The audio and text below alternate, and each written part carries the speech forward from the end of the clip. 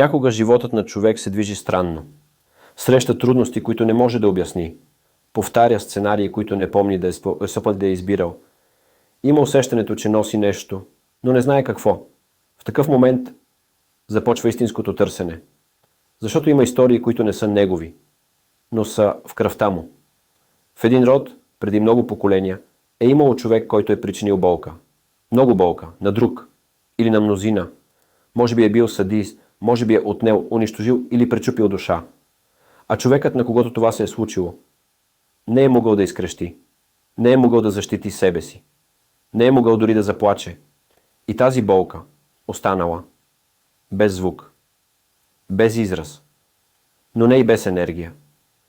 Енергийният дълг е онова, което се предава, когато едната страна не е била призната. Когато жертвата е останала без свидетел, а насилникът без разкаяние. И тази енергия започва да търси баланс, поколение след поколение. Докато стигне до теб, може би усещаш вина без причина, или се самонаказваш, или сякаш плащаш за нещо, което не помниш. Това не си ти, това е товар. Но когато осъзнаеш, че носиш не само своя живот, а и ехо от чужд живот, тогава можеш да избереш, да спреш, да погледнеш, да почетеш и тогава дългът започва да се разтваря. Енергийният дълг не иска наказание. Той иска разбиране. Историята иска да бъде разказана, за да не бъде повтаряна. Тя усещаше, че животът ти не й принадлежи напълно. Имаше мисли, които не разбираше, чувства, които идваха от нищото, реакции, които не бяха нейни.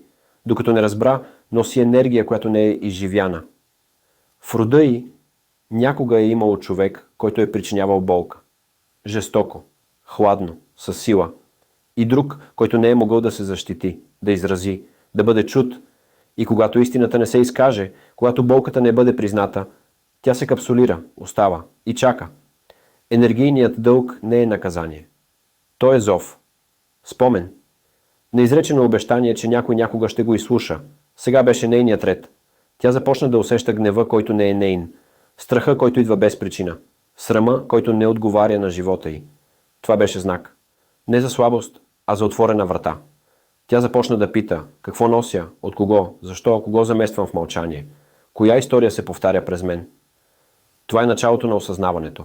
Енергийният дълг започва да се трансформира, когато някой в рода се осмели да спре, да не бяга, да не обвинява, а да наблюдава, да разбере, да почете.